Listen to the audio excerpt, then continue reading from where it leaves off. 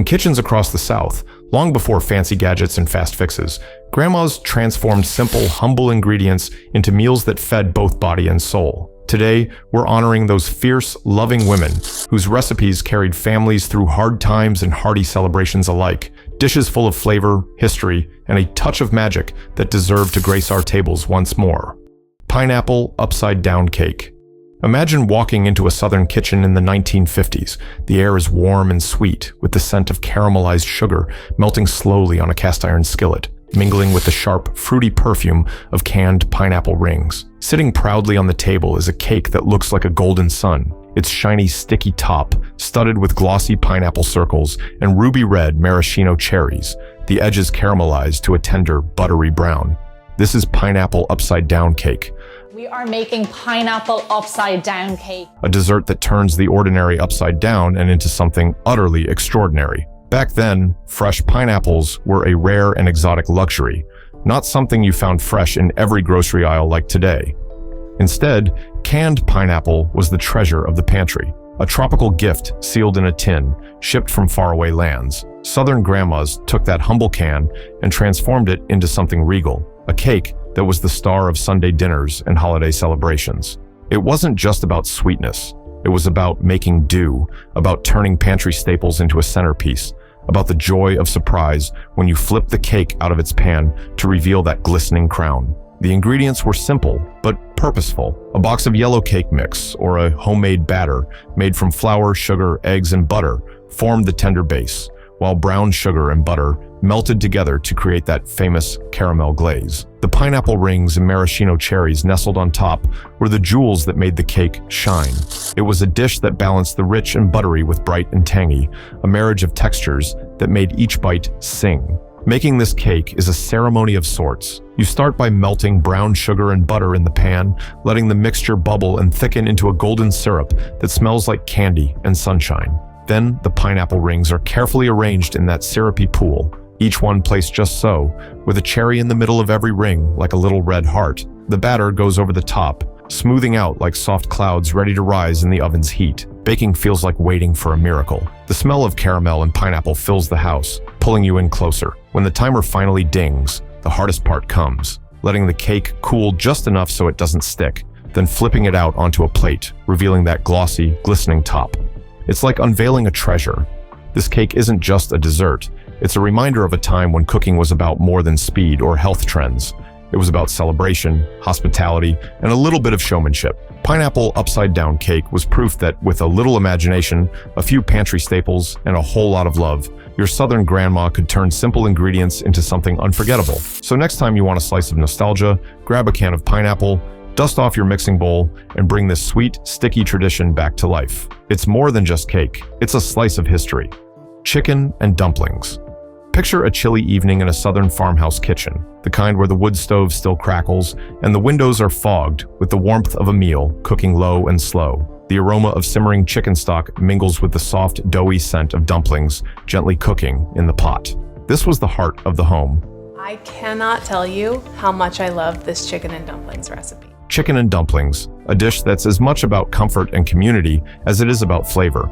Chicken and dumplings might just be the ultimate southern comfort food. It's a humble meal born from thrift and simplicity, a way to stretch a single bird into a feast that fed families through tough winters and tight budgets. Grandmas would take a whole stewing chicken, sometimes even an old hen, and slow cook it until the meat was falling off the bones, creating a rich broth that tasted of patience and care. The dumplings themselves are little pillows of dough, often made from just flour, water, and a pinch of salt. No need for fancy ingredients. These were the original carbs on carbs, torn by hand or cut into strips, dropped into the simmering chicken broth to cook until tender and light as a cloud. There's something deeply satisfying about watching the dumplings float, swelling with steam and soaking up that savory, chickeny goodness.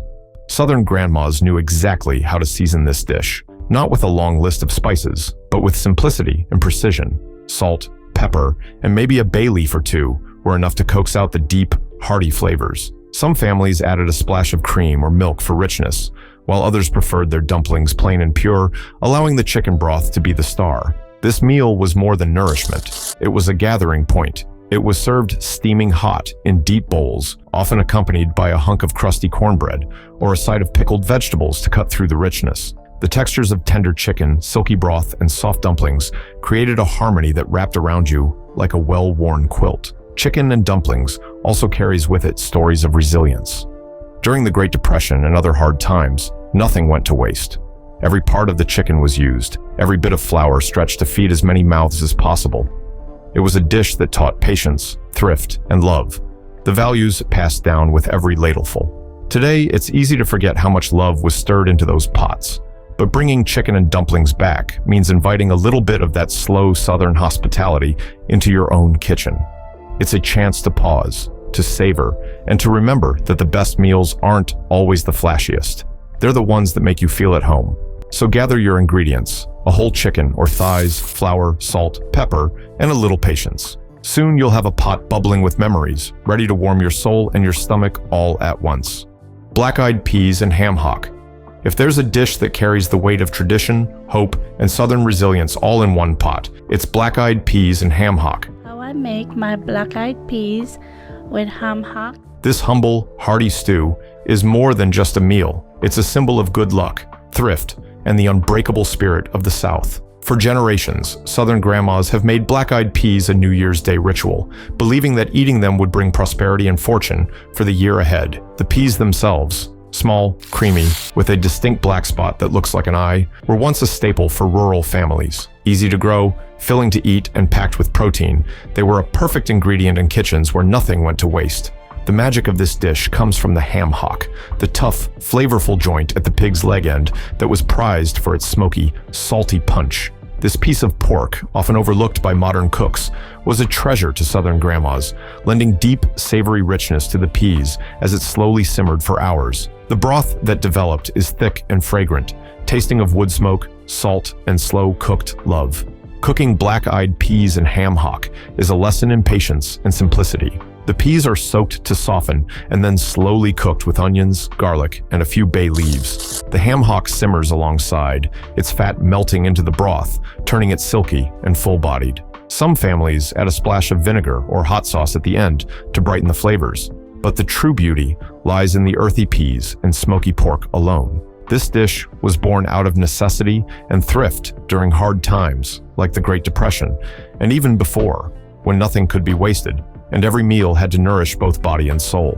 Black-eyed peas were often paired with cornbread or collard greens, rounding out a plate that was both economical and satisfying. Eating black-eyed peas isn't just about filling your stomach. It's about connecting with a long line of Southern cooks who made magic from modest means. It's a dish that's been passed from grandma to granddaughter, simmering over wood stoves, reminding us all of the power of tradition and the comfort of home-cooked food. So next time you want a bowl of luck and legacy, dig out that ham hock from the freezer, grab a bag of black-eyed peas, and let the flavors of the South fill your kitchen and your heart. Buttermilk biscuits. Few things smell as much like Southern mornings as a batch of buttermilk biscuits fresh out of the oven. That warm, buttery aroma that drifts through the house, wrapping around you like a cozy quilt, has been a part of family breakfasts and Sunday dinners for generations. Welcome to my channel. Today I'm going to show you how to make buttermilk biscuits. Buttermilk biscuits are the crown jewel of Southern baking, a simple combination of pantry staples that somehow turns into flaky, tender layers with a crust that cracks just right. Back in the day, grandmas didn't need fancy mixers or ingredient lists a mile long. The secret was in the technique and the quality of the basic ingredients: flour, cold butter, buttermilk, and a little baking powder. The buttermilk itself is the real hero here, lending a slight tang and reacting with baking powder to give the biscuits their signature rise and lightness. The making of biscuits was a ritual in itself. Grandma's hands dusted in flour, working quickly but gently, cutting cold butter into the flour until the mixture looked like coarse crumbs. Then came the slow addition of buttermilk, just enough to bring the dough together without overworking it. Over-kneading was the enemy, because it could make the biscuits tough instead of tender.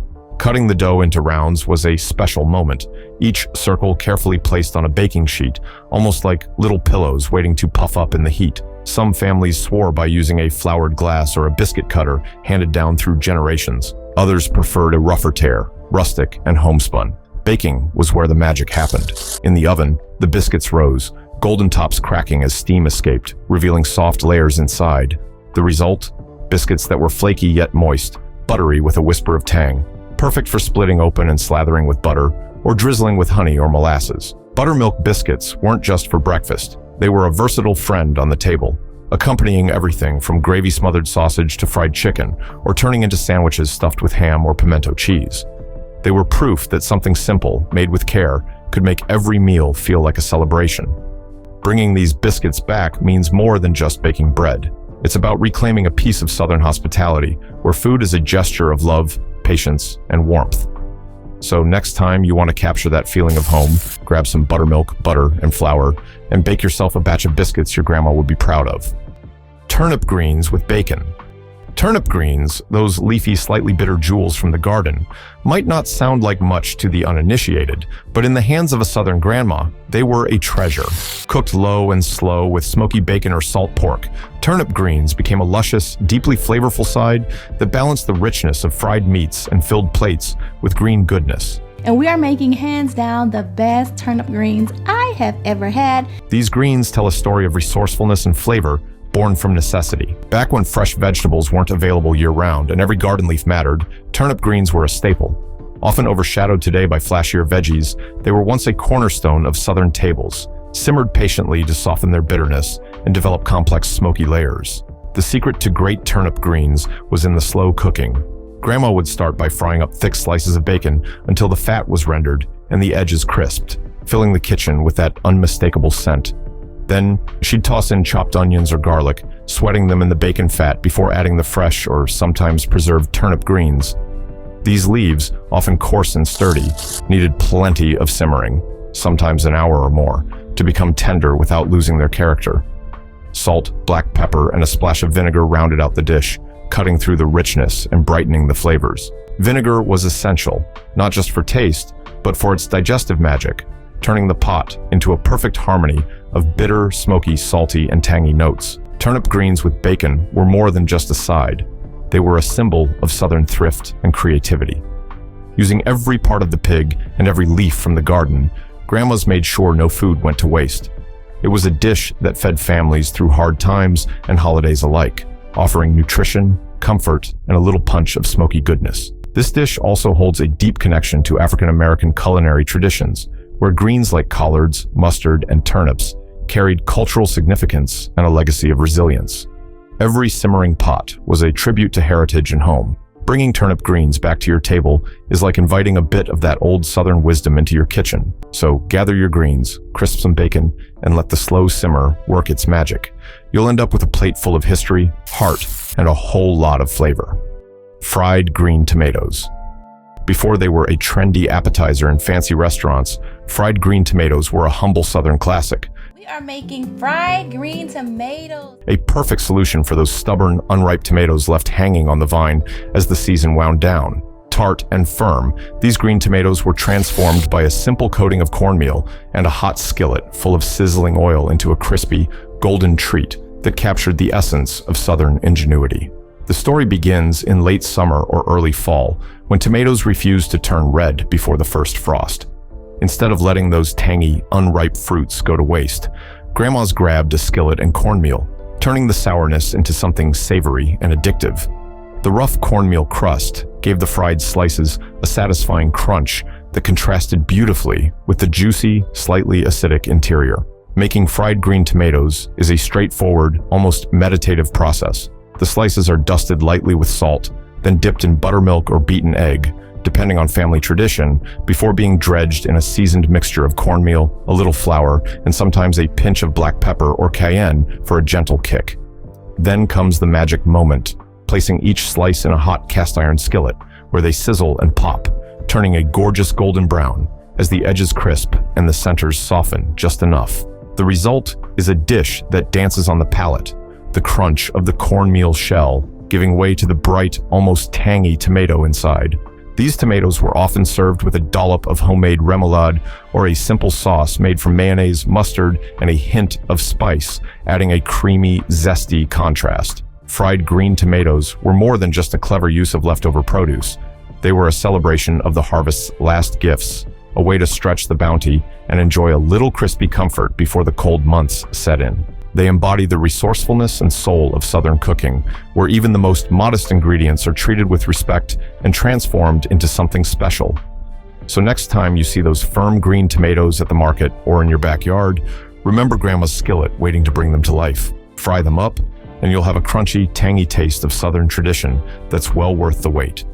Pecan pie.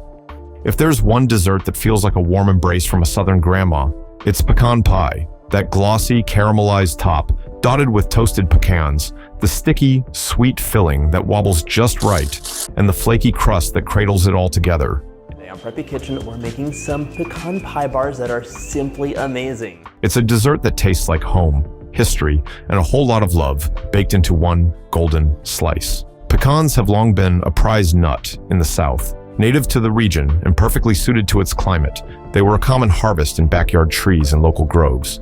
Southern grandmas knew how to take these buttery nuts, mix them with simple pantry ingredients like eggs, sugar, corn syrup, and butter, and turn them into a pie that was both humble and decadent. In fact, pecan pie wasn't just a treat for holidays or special occasions. It was often the grand finale to everyday dinners, a little bit of sweetness to end the day on a high note. The story of pecan pie is also a story of Southern resourcefulness. Long before the era of corn syrup's dominance, families used molasses, sorghum syrup, or even honey as sweeteners, each version lending its own unique depth of flavor. Some recipes were passed down through generations, with slight tweaks here and there. Maybe a splash of bourbon for warmth, a pinch of vanilla for richness, or a handful of chopped pecans folded into the filling for extra texture. Making pecan pie was a ceremony. First, the crust. Flaky, buttery, and tender, made from scratch with just flour, fat, and water, rolled out thin and pressed gently into the pie plate. Then came the filling, a luscious mixture of eggs beaten with sugar and syrup, poured carefully over a generous layer of pecans arranged in a beautiful pattern. The pie baked slowly until the filling set, glossy and golden, with pecans toasted to perfection on top. Cutting into pecan pie was a moment of pure joy. The first slice revealing the gooey, nut-studded center, the aroma of toasted nuts and caramel filling the room. Served warm with a scoop of vanilla ice cream or a dollop of whipped cream, pecan pie was a comforting, celebratory end to any meal. But beyond the sweetness and the crunch, pecan pie is a link to Southern heritage, a dessert that carried families through lean years and plentiful harvests alike. It was the kind of pie you made when the whole family was gathered around the table, when stories were shared, and when the kitchen was filled with laughter and the sound of forks scraping the plate clean. Bringing pecan pie back to your kitchen means more than baking a dessert. It means honoring tradition, celebrating the humble pecan, and savoring a slice of Southern history. So next time you're ready for something sweet, pull out those pecans and make a pie that tastes like home. Collard greens with vinegar. There's something about a steaming pot of collard greens that speaks of Sunday dinners, church socials, and a kitchen filled with the smell of smoky meat and earth. Today we are going to be making collard greens with red wine vinegar. Collard greens, with their deep green hearty leaves, were a Southern staple long before kale and superfoods took over the spotlight. Cooked slow with smoky pork and finished with a splash of vinegar, they're a dish that balances bitterness and brightness, a true Southern symphony.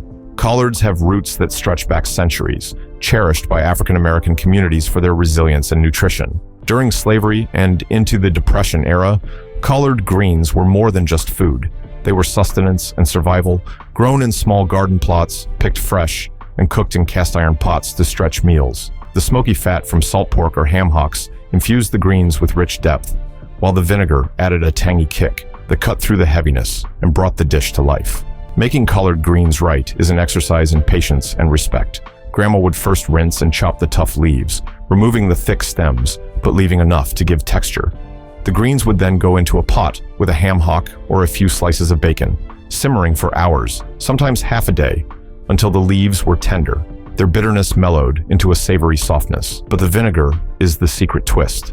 Added at the end, often as apple cider vinegar, it brightens the whole pot and lifts the flavor like a breath of fresh air. Some families argued over the right vinegar or the precise moment to add it, but the common goal was the perfect balance: smoky, salty, slightly bitter, and just tangy enough to make you want to take another bite. Collard greens with vinegar were the perfect side to just about any Southern meal: fried chicken, cornbread, black-eyed peas, or mashed potatoes.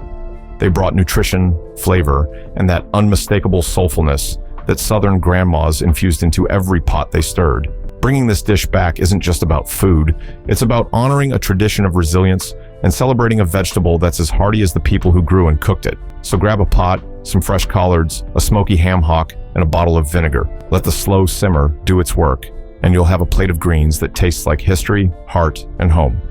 Red-eye gravy. If you've ever wondered how Southern grandmas turned simple country ham and a cup of black coffee into a breakfast so iconic it's still talked about today, you're about to meet red-eye gravy, a sauce as bold and straightforward as the South itself. This morning we're going to do a red-eye gravy. You may not know what that is. Named for its reddish color and the way the coffee creates an eye in the pan drippings, red-eye gravy is a quick but unforgettable way to elevate ham and biscuits to legendary status. In days gone by, country ham was a prized possession.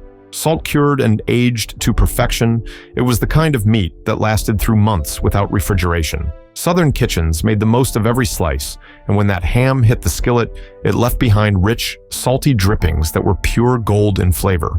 Instead of letting that goodness go to waste, grandmas poured in a strong cup of black coffee, deglazed the pan, and stirred it into a thin, savory gravy with just a touch of bitterness and a punch of smoky salt. Making red-eye gravy is deceptively simple. The crispy edges of ham sizzle in a hot pan, leaving behind a pool of flavorful fat and browned bits. A cup of freshly brewed black coffee is poured in, simmering just long enough to loosen those caramelized morsels and blend with the salty richness.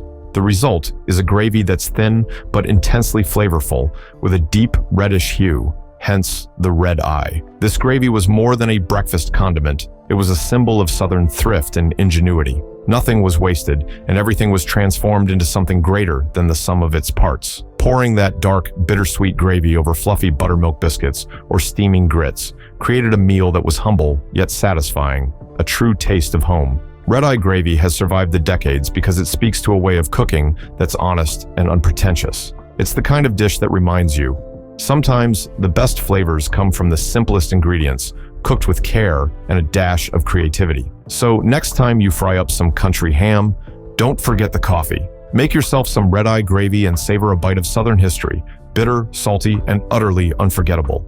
Cornbread dressing. If you've ever spent a Southern holiday gathered around the table, chances are you've tasted cornbread dressing.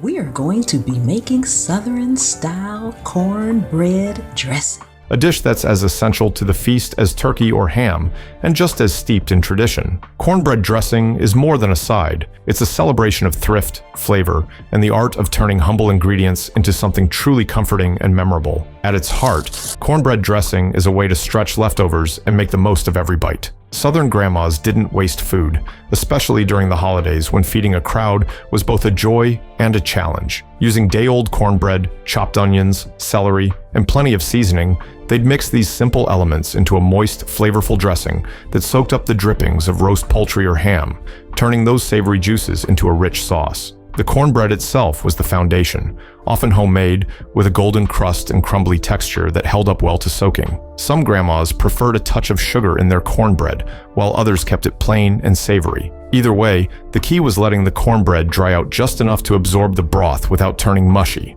Onions and celery were sautéed in bacon, fat, or butter, releasing their sweet, aromatic flavors, then folded into the crumbled cornbread along with plenty of fresh herbs. Sage, thyme, and parsley were common players in this Southern symphony. A few beaten eggs helped bind everything together, giving the dressing a rich, custardy texture once baked. Baking was a sacred step.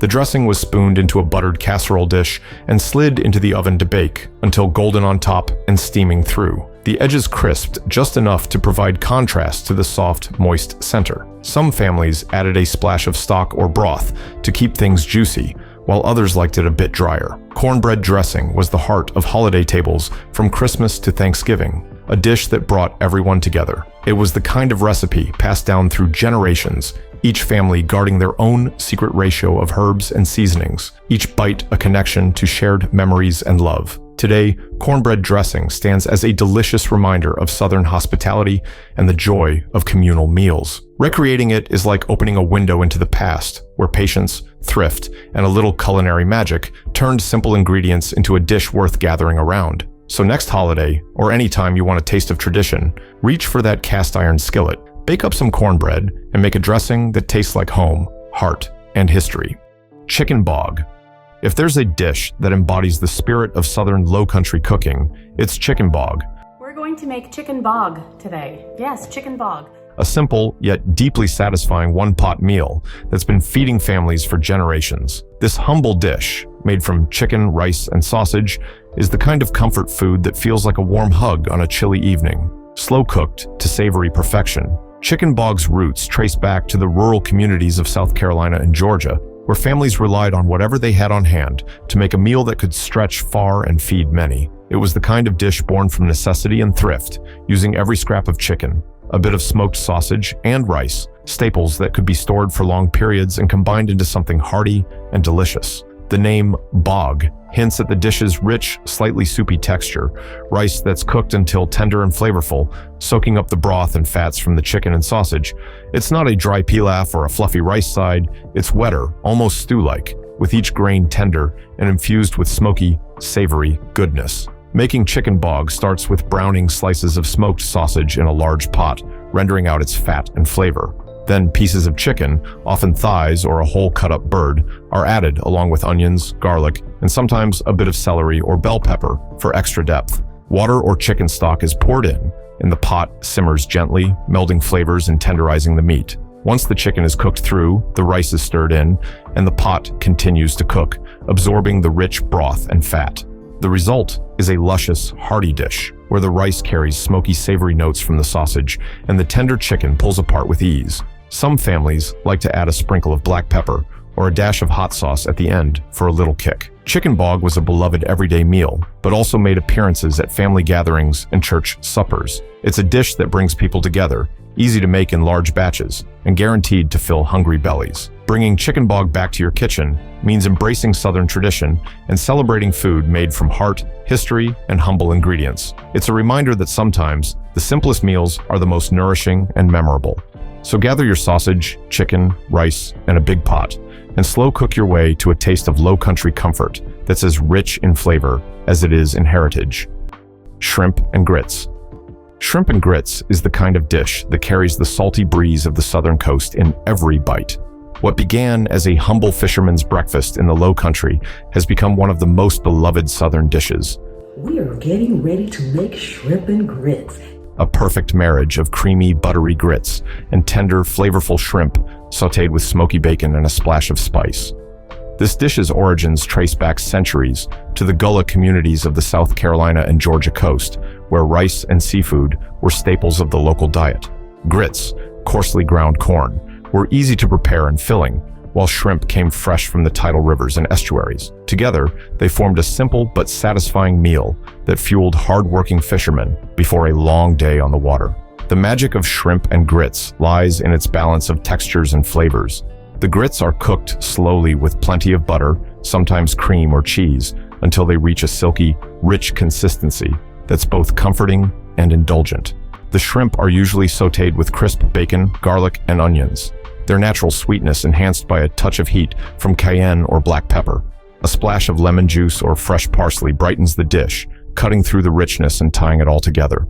Making shrimp and grits at home starts with the grits, preferably stone ground, for that authentic, creamy texture. They're simmered gently with plenty of stirring, then finished with butter and a bit of sharp cheese like cheddar or Parmesan for depth. While the grits cook, the shrimp are tossed in a hot skillet with bacon fat, garlic, and seasoning until pink and tender. This dish has evolved from a modest breakfast to a celebrated main course at Southern tables and upscale restaurants alike. But it has never lost its heart, a simple, soulful meal born from the coast's bounty and centuries of tradition. Serving shrimp and grits is like sharing a taste of Southern hospitality, generous, flavorful, and deeply satisfying. It's the kind of dish that brings families and friends together, making any meal feel like a special occasion. So gather your shrimp, grits, and bacon and take a trip to the Low Country with every creamy, smoky, buttery bite. It's Southern comfort food at its finest. Molasses pie. In the world of Southern desserts, some classics shine bright like pecan pie or banana pudding, while others hide quietly in the corners of history, waiting for a rediscovery. Molasses pie is one of those hidden gems, a rich, dark, sweet, and smoky dessert that tells a story of simpler times and resourceful cooks who made the most of what they had. This pie is a whisper from the past, sweetened not with refined sugar, but with deep, robust molasses, bringing a warm, complex flavor that's both nostalgic and utterly satisfying. Molasses was a staple sweetener in Southern kitchens long before the age of granulated sugar and corn syrup.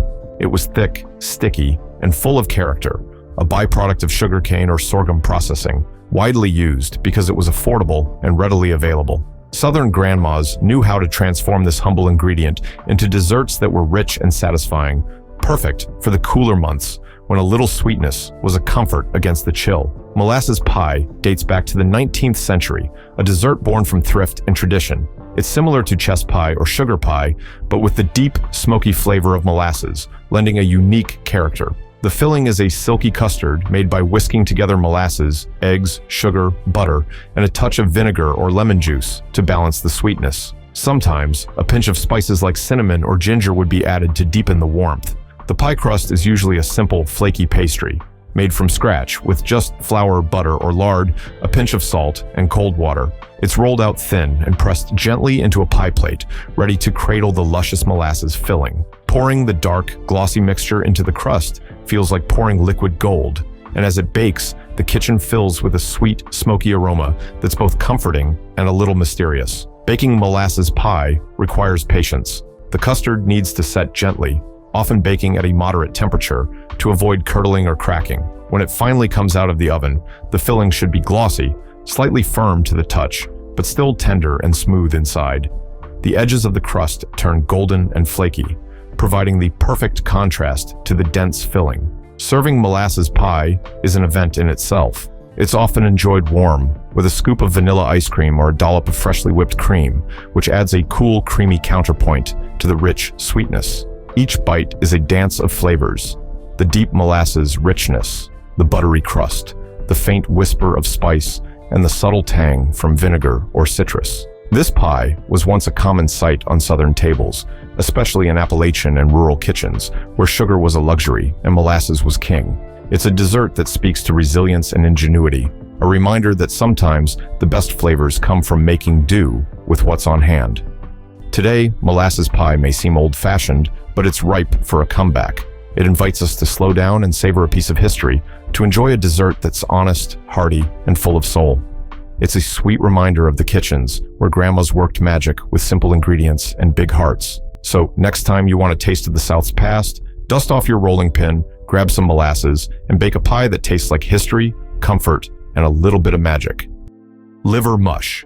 If you've never heard of liver mush, don't worry, you're not alone. This old Southern specialty is one of those dishes that might make some folks pause. We're gonna do a taste test of this Jenkins liver mush. But to those who grew up with it, it's pure comfort and nostalgia wrapped up in a crispy, flavorful package. Liver mush is a simple, thrifty food with roots that stretch back to the days when nothing on the hog went to waste and every bit of meat was cherished. At its core, liver mush is a type of pork loaf made from pig liver, head meat, and various pork scraps, combined with cornmeal and spices, then cooked, cooled, sliced, and fried until golden and crispy. It's a dish that might not win over the uninitiated with its name alone, but those who love it swear by its rich, savory flavor and satisfying texture. Southern grandmas made liver mush out of necessity and respect for the animal. In the era before refrigeration and supermarket abundance, hogs were raised and butchered at home, and every piece found a use. Liver mush was a way to stretch the nutritious but strong-flavored organ meat by mixing it with cornmeal and seasoning, creating a loaf that could be sliced and fried for breakfast or lunch. The ingredients for liver mush are simple but deliberate. Fresh pig liver, often combined with other trimmed pork meat like head or jowl meat, ground or chopped finely, then mixed with a hearty dose of cornmeal, salt, pepper, and spices like sage, thyme, or even a bit of cayenne. The mixture is cooked slowly, much like a thick porridge, until it sets firm enough to slice. After it's cooked and cooled, the loaf is sliced into thick pieces and fried in a pan with a bit of oil or bacon fat until the edges turn crispy and caramelized. The contrast between the crunchy crust and the soft, flavorful interior is what makes liver mush such a beloved treat. It's often served with eggs for breakfast, sometimes topped with ketchup or hot sauce, or even tucked into sandwiches. Liver mush was especially popular in rural communities in North Carolina, where it became a regional delicacy. It was sold in markets and butcher shops, and often found on breakfast plates alongside grits and biscuits. Despite its name and strong flavor, it holds a special place in Southern culinary history as a dish of thrift, flavor, and tradition. Eating liver mush is like tasting a piece of Southern heritage. It's unapologetically bold, a reminder of a time when cooking was about making every bit count and honoring the hog with respect. It's a dish that carries the stories of families who worked hard, wasted little, and celebrated food as sustenance and soul. Bringing liver mush back into the kitchen might feel adventurous, but it's a delicious way to connect with a past that valued resourcefulness and flavor above all. Whether you fry it up for breakfast or try it as a sandwich filling, liver mush offers a savory, crispy, soulful experience unlike any other. So, if you're ready to dive into a truly Southern tradition, seek out some liver mush at a local market or make your own from scratch. Slice it thick, fry it golden, and enjoy a taste of history with every crispy bite. Sweet potato casserole with marshmallows. Few dishes capture the spirit of a Southern holiday, quite like sweet potato casserole with marshmallows. This dish, with its creamy, spiced sweet potatoes crowned by a blanket of golden toasted marshmallows, is more than just a side. Your mom's about to be really upset. I'm going to show you how to make the best sweet potato casserole. It's a symbol of warmth, family gatherings, and the kind of comfort food that feels like a hug from the inside out. Sweet potatoes have been a Southern staple for centuries, grown in home gardens and farm fields alike. They're rich in history and nutrition, prized for their natural sweetness and versatility. Southern grandmas knew how to turn these humble root vegetables into something extraordinary, especially during the holiday season when families gathered around the table to celebrate and give thanks. The casserole begins with sweet potatoes, peeled and boiled until tender. These tubers are then mashed smooth, their bright orange flesh a vibrant canvas for a mixture of brown sugar, butter, and warm spices like cinnamon and nutmeg. Some families add a splash of vanilla or a pinch of salt to balance the sweetness and enhance the flavor. The result is a silky, luscious mash that's both sweet and warmly spiced, a perfect foil for the marshmallow topping. Now, the marshmallows. Toasted to a golden brown under the broiler, they form a sticky, sugary crust that contrasts beautifully with the creamy sweet potatoes beneath. For many Southern households, the marshmallow topping is non-negotiable, a tradition that dates back to the early 20th century when marshmallows became a popular and accessible ingredient, adding a playful sweetness to holiday dishes. The process of assembling the casserole is a ritual in itself. After mashing and seasoning the sweet potatoes, they're spread evenly into a buttered baking dish. Then comes the layer of marshmallows, piled high and ready to melt and toast. As the casserole bakes, the kitchen fills with the scent of cinnamon and caramelizing sugar, a signal that the feast is near. Sweet potato casserole with marshmallows is often the star of holiday tables, especially at Thanksgiving and Christmas. It's served alongside roast turkey, ham, and collard greens, adding a sweet, creamy counterpoint to the savory dishes. Each bite brings a harmony of textures: the softness of the sweet potatoes, the crunch of toasted marshmallows, and the warmth of spices that evoke memories of childhood celebrations. Beyond the taste, this dish carries deep cultural significance. It reflects Southern ingenuity in elevating simple ingredients, and it's a testament to the joy of shared meals and family traditions. For many, making sweet potato casserole with marshmallows is a way to honor their heritage and keep the warmth of past generations alive in the present. If you've never made it yourself, this casserole is surprisingly easy. With just a few basic ingredients and a little bit of patience, you can bring a slice of Southern hospitality and holiday cheer to your table. It's a dish that invites you to slow down, savor, and remember that some of the best moments in life happen around the dinner table. So next time the holidays roll around, or when you just need a little comfort food, pull out those sweet potatoes, unwrap the marshmallows, and bake a casserole that's as rich in history as it is in flavor. It's Southern tradition at its sweetest, and most delicious. Hoppin' John. If there's a Southern dish that carries the weight of tradition, luck, and a touch of magic, it's Hoppin' John. I'm going to show you how to make a very easy Hoppin' John recipe. This humble bowl of black-eyed peas, rice, and smoked pork has been a New Year's Day staple in the South for generations, believed to bring prosperity and good fortune for the year ahead. But beyond the superstitions and celebrations, Hoppin' John is a delicious, hearty meal steeped in history, culture, and the soulful flavors of the South. The origins of Hoppin' John are as rich and complex as the dish itself. It traces back to West African cooking traditions brought to the Americas by enslaved people who adapted their recipes to the ingredients available in the New World. Black-eyed peas, a staple in West African cuisine, became a symbol of hope and sustenance. Combined with rice, a crop with deep ties to African cultivation knowledge, and smoky pork, Hoppin' John was born as a dish of survival and celebration. Southern grandmas made Hoppin' John with a reverence for its meaning. Black-eyed peas were soaked and cooked slowly until tender, their creamy texture and earthy flavor forming the heart of the dish. The rice was fluffy and separate, but soaked in the flavorful broth created by simmering smoked ham hocks or fatback. This broth was the soul of the meal, infusing every grain with smoky, savory richness. Making Hoppin' John was a labor of love and patience. First, the peas were soaked overnight, softening them for gentle simmering. Meanwhile, the smoked pork, often ham hocks or a fatty piece of bacon, was browned lightly to release its deep, smoky fat. The peas and pork simmered together with onions, garlic, and sometimes a bay leaf, melding flavors over hours. Near the end, the rice was added, cooking until tender and soaking up the broth's goodness. The finished dish is a comforting, hearty bowl where tender black-eyed peas mingle with perfectly cooked rice, punctuated by salty, smoky pork bites. Often served with a splash of hot sauce or vinegar, Hoppin' John carries a balance of flavors, earthy, smoky, tangy, and a little spicy. It's a dish that warms the body and soul, especially on a cold New Year's Day morning. Eating Hoppin' John is about more than the food itself. It's a ritual. It symbolizes luck and prosperity, a hopeful start to a new year.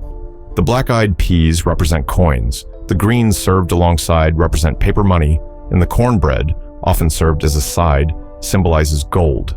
Together, they make a meal that's as meaningful as it is delicious. This dish has remained a cornerstone of Southern foodways because it speaks to the values of resilience, family, and tradition. Passing down the recipe from generation to generation, Southern grandmas ensured that Hoppin' John was more than just sustenance. It was a connection to history and hope. So when the calendar flips to January 1st, don't forget to make yourself a pot of Hoppin' John. With its creamy peas, smoky pork, and fluffy rice, it's a bowl full of heritage, flavor, and a little bit of Southern luck to carry you through the year ahead. Chitterlings, chitlins. Few Southern dishes carry the weight of history, resilience, and complex flavor, quite like chitterlings, or chitlins as they're affectionately known. How easy it is to make chitlins taste delicious. In kitchens and at family gatherings across the South. This humble dish, made from the small intestines of a pig, has a reputation that can intimidate the uninitiated, but for those who grew up with it, chitlins are a treasured comfort food steeped in culture, tradition, and survival. Chitlins trace their roots back to African American communities and the resourceful cooking traditions developed during and after slavery.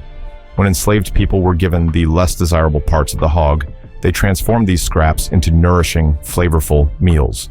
This was cooking born out of necessity, ingenuity, and respect for the animal, using every bit to feed families through tough times. Over generations, chitlins became more than just food.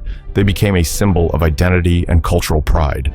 Preparing chitlins is no small task, and it requires patience and care. The raw intestines must be meticulously cleaned and rinsed multiple times to remove impurities and odor. This labor-intensive process is often a family affair, with generations gathered around the sink or outside at a wash tub, sharing stories and laughter as they prepare the meat. This act of preparation is as much a part of the tradition as the cooking itself. Once cleaned, the chitlins are boiled or simmered slowly with onions, garlic, and sometimes vinegar or hot peppers to tenderize the meat and infuse flavor. The cooking time can stretch over several hours, resulting in a dish that's tender but still holds a bit of chew, a texture cherished by those who love it. Some cooks finish the chitlins by frying slices until crisp, adding a crunchy contrast to the rich interior. Chitlins have a distinctive, bold flavor, earthy, slightly gamey, and smoky when prepared with smoked pork or seasonings. They're often served with hot sauce or vinegar-based condiments to cut through the richness, making every bite a balance of tang, spice, and deep, savory notes. Despite their strong flavor and challenging preparation, chitlins remain a staple in many Southern households, especially around holidays like Christmas and New Year's. They're a dish that carries the stories of ancestors and the grit of survival, reminding families of where they came from and the strength that carried them through hard times. Eating chitlins is an experience that connects you with a deep culinary heritage. It's about more than taste. It's about honoring tradition, community, and the unbreakable spirit of Southern cooks who made something beautiful from scraps. The dish may not be for everyone, but for those who cherish it, chitlins are a beloved comfort food full of history and heart. If you're feeling adventurous, seeking out chitlins at a local market or from a trusted butcher and trying your hand at the classic slow-cooked version can be a rewarding dive into Southern culture. Just be ready for the cleaning process and know that this dish is best enjoyed with family, good conversation, and plenty of hot sauce. So next time you want to explore the depth of Southern cuisine, don't overlook chitlins, a dish that's bold, rich, and full of soul, just like the people who keep the tradition alive. Tomato pie. Tomato pie is a Southern treasure, a savory delight that perfectly captures the essence of summer gardens and old-fashioned kitchens. It's the kind of dish your Southern grandma would have made during the height of tomato season. Nothing screams summer in the South like a delicious tomato pie. A way to celebrate the garden's bounty by layering ripe, juicy tomatoes with sharp cheese and fresh herbs, all nestled inside a flaky, buttery crust. Simple ingredients, extraordinary results. In the days before year-round grocery stores and perfectly uniform produce, tomatoes were prized gems, and getting the timing just right was everything. Too early, and the fruit would be tart and green. Too late, and they'd be soft and overripe. Tomato pie came into its own as a way to showcase tomatoes at their peak, usually the big, meaty heirlooms or beefsteaks that could hold their shape and flavor in the pie. The magic of tomato pie lies in its balance of flavors and textures. Slices of ripe tomatoes are salted and allowed to sit, drawing out excess moisture and intensifying their sweetness. This step is crucial to prevent a soggy crust and to concentrate the tomatoes' natural flavor. After the tomatoes have rested, they're layered over a bed of creamy, sharp cheddar cheese mixed with mayonnaise, a Southern staple that adds tang and richness. Fresh herbs like basil or parsley add brightness and a hint of green freshness. The crust is often a homemade pie crust, flaky, buttery, and tender, a perfect vehicle for the juicy filling. Some families use a crumb topping or add a layer of onions sautéed in butter for extra depth. The pie is baked until bubbling and golden, with the cheese melted into a luscious, slightly browned blanket over the tomatoes. Tomato pie was more than just a seasonal side dish. It was a celebration of homegrown goodness and the art of turning simple ingredients into something special. It graced picnic tables, church socials, and family dinners, often enjoyed warm or at room temperature. Its rich, tangy flavor paired beautifully with grilled meats, fried chicken, or simply a cold glass of sweet tea. This dish carries echoes of Southern summers, long, hot days spent picking tomatoes, the smell of fresh basil in the air, and the feeling of family gathered around the table. It's a reminder that the best cooking often comes from the garden and the heart, from hands that tend the soil and a kitchen filled with love. Making tomato pie today is an invitation to slow down and savor the season. It's a dish that asks you to respect the ingredients, to let each layer build flavor and texture, and to share the results with those you care about. The perfect tomato pie is juicy without being watery, tangy without overpowering, and buttery in every bite. So next time you find yourself with a bounty of ripe tomatoes, try your hand at this Southern classic. Roll out your pie dough, slice those tomatoes thick, and layer on the cheese and herbs. Bake it slow and steady until golden, and you'll have a dish that tastes like sunshine, tradition, and home. Braised okra and tomatoes. Braised okra and tomatoes is one of those quietly humble dishes that has fed Southern families for generations. And today we are making Southern okra and tomatoes. Simple ingredients, slow cooked until tender, mingling their flavors into a comforting, soulful side. It's a perfect example of Southern cooking's resourcefulness and respect for the garden's bounty, turning what might seem like modest produce into a dish that sings with depth, texture, and history. Okra has a storied place in Southern kitchens, brought to America by enslaved Africans and quickly embraced for its versatility and hearty nature.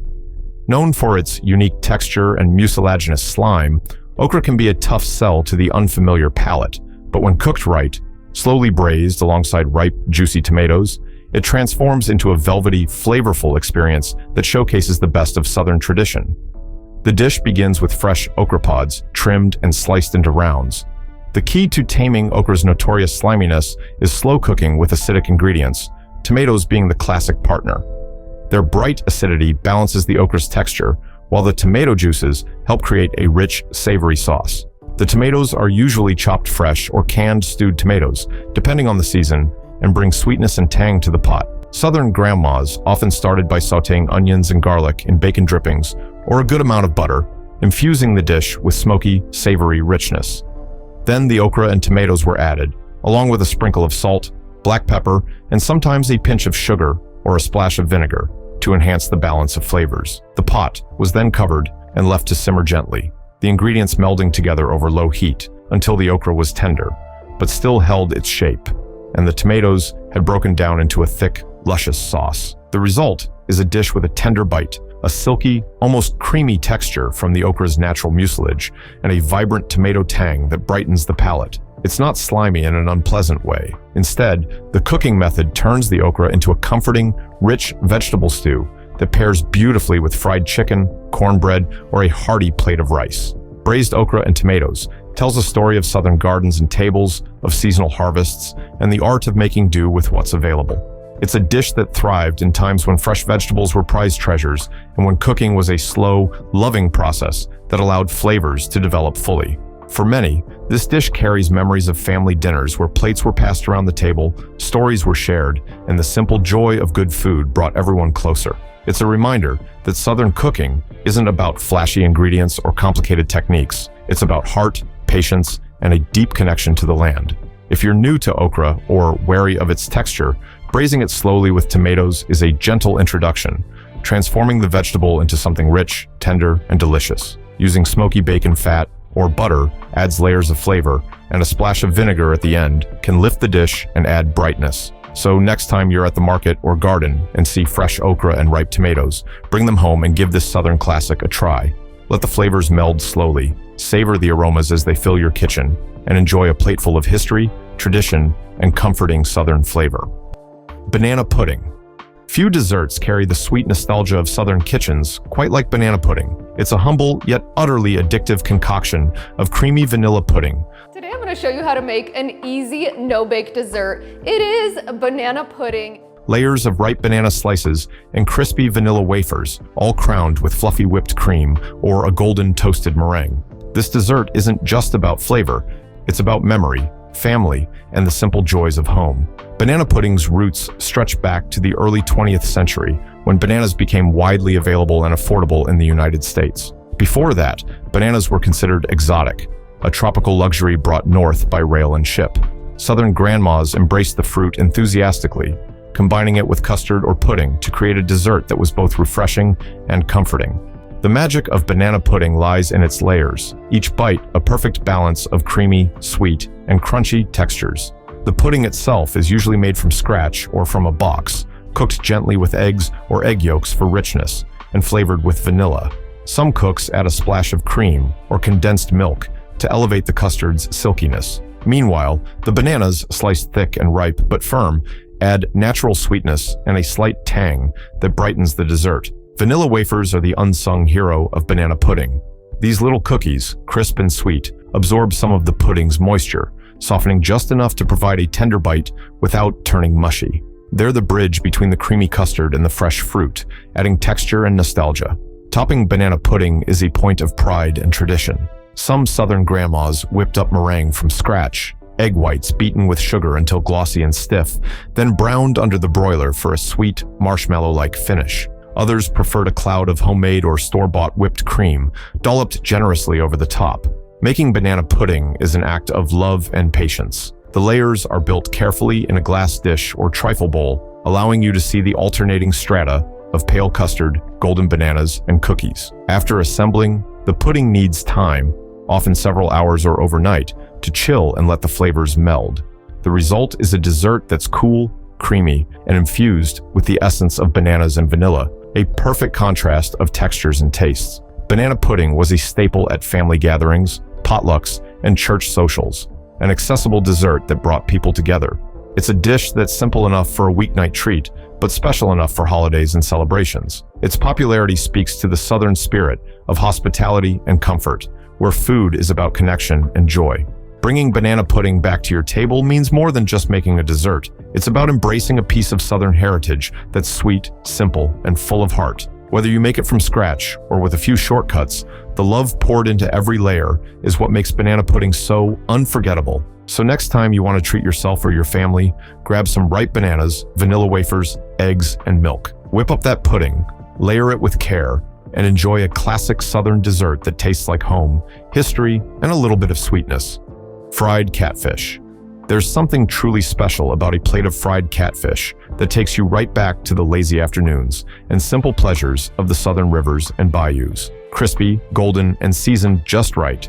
We are going to make some fantastic catfish, and we're gonna fry it up. Fried catfish has been a favorite of Southern grandmas for generations, a dish born from the bounty of freshwater streams and perfected over cast iron skillets and open flames. Catfish is a fish that's as Southern as sweet tea and cornbread, native to the muddy waters of rivers and ponds all across the region.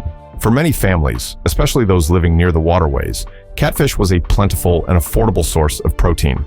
Southern cooks learned to make the most of this local treasure, turning it into a crispy, flavorful meal that could feed hungry mouths after a long day of work or play. The secret to great fried catfish lies in the cornmeal coating. Southern grandmas would mix yellow cornmeal with a pinch of salt, pepper, and sometimes a dash of cayenne or paprika for a little heat. This dry mixture clings to the moist fish fillets, creating a crunchy crust that seals in the tender, flaky flesh inside. Some cooks added a bit of flour or even a touch of cornstarch to the mix for extra crispiness, but the heart of the coating was always cornmeal, the quintessential Southern grain.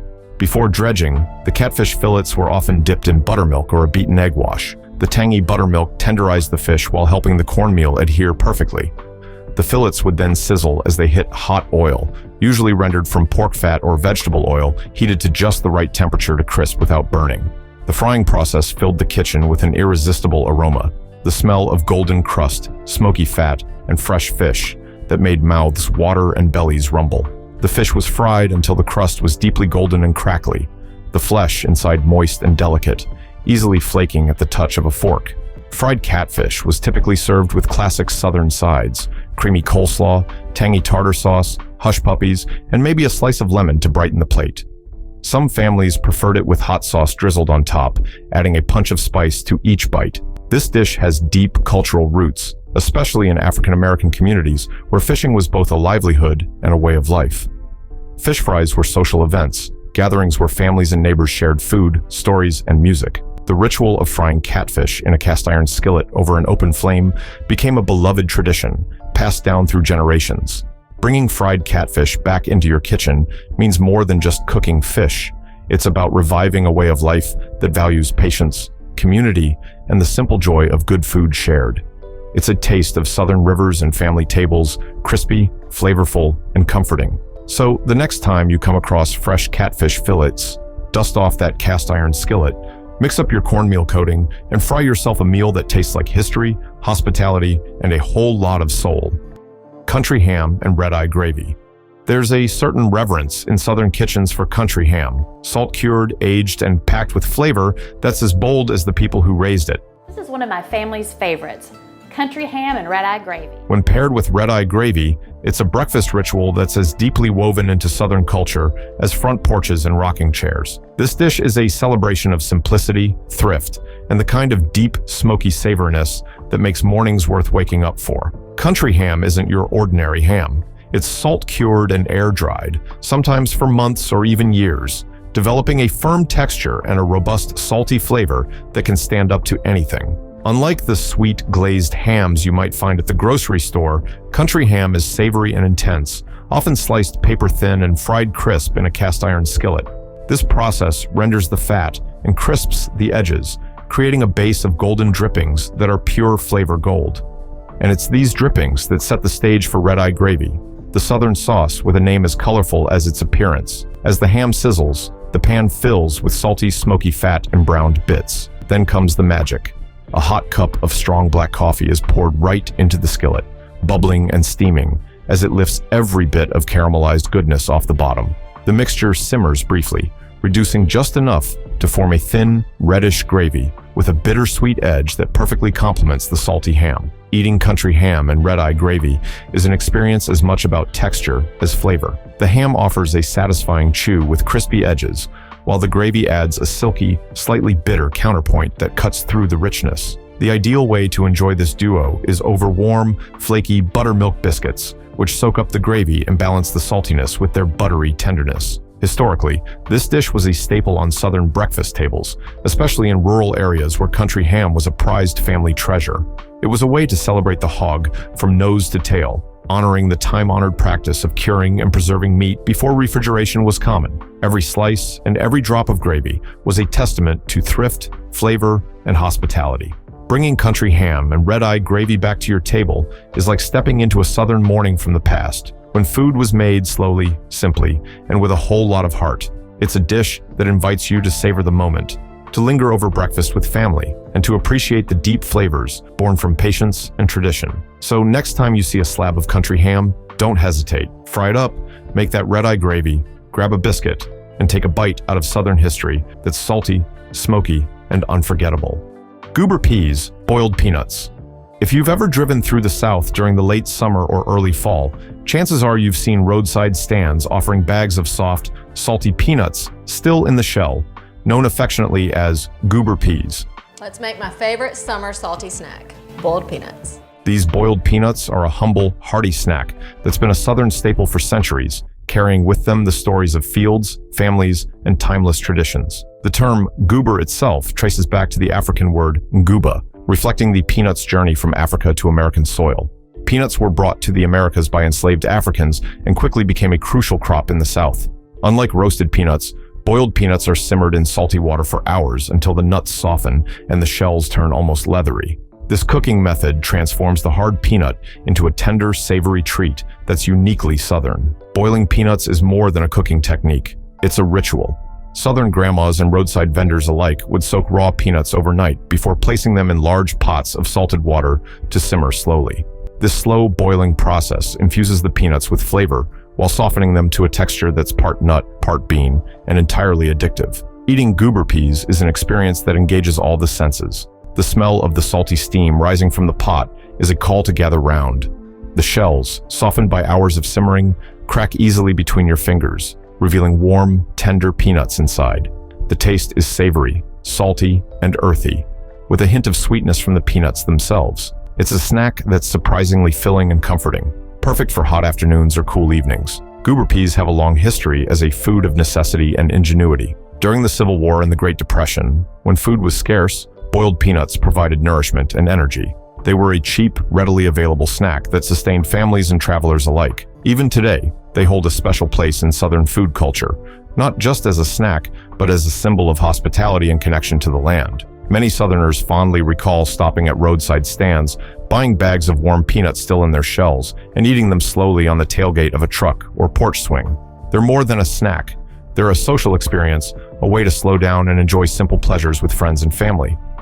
Making boiled peanuts at home is easy, but requires patience. Raw peanuts, ideally fresh and still in their shells, are soaked and then boiled for several hours in plenty of salted water. Some cooks add spices like Cajun seasoning or garlic for extra flavor. The result is a pot of tender, flavorful peanuts that are best enjoyed warm. Goober peas might not be well known outside the South, but for those who grew up with them, they're a taste of childhood, tradition, and the Southern way of life. They remind us that food is more than sustenance. It's memory, culture, and community. So next time you're craving a snack that's salty, soft, and full of history, try your hand at boiled peanuts. Sit back, shell a few, and savor the taste of a Southern classic that's been bringing people together for generations. Sweet tea.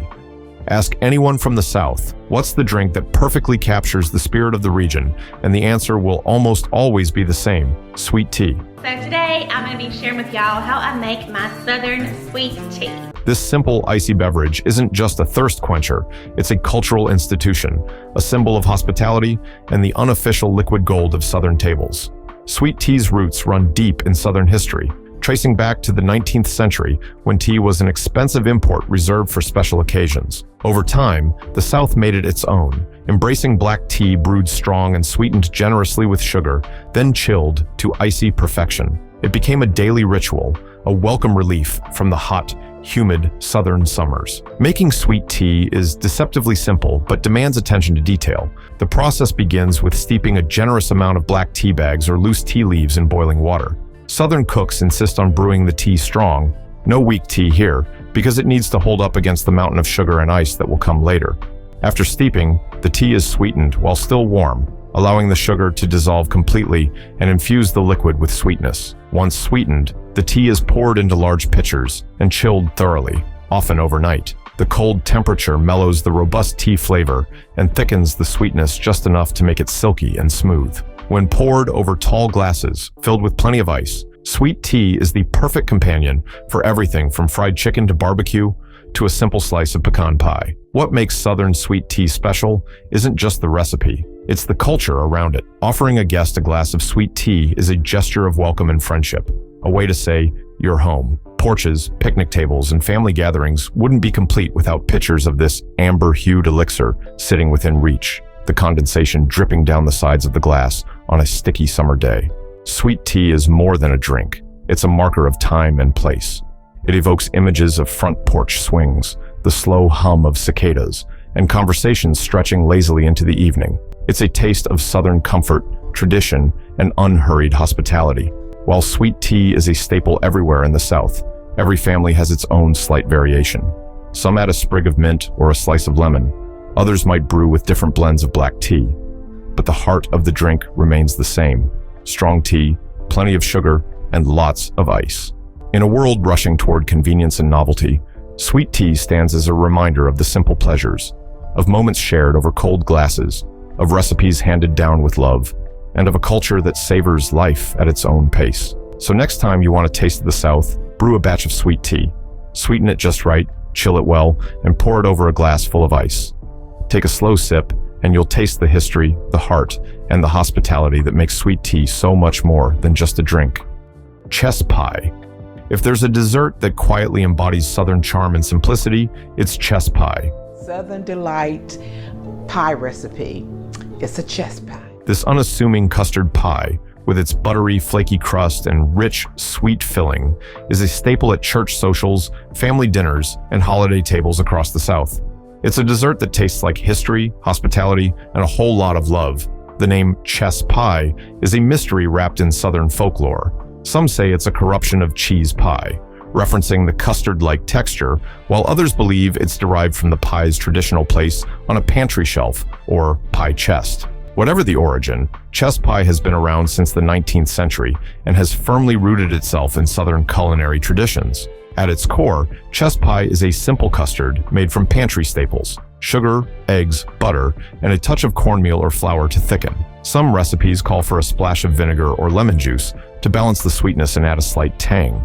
The filling is rich but not heavy, with a silky texture that sets to a perfect custard when baked. The golden top develops a slightly caramelized crust that adds a hint of toasted flavor.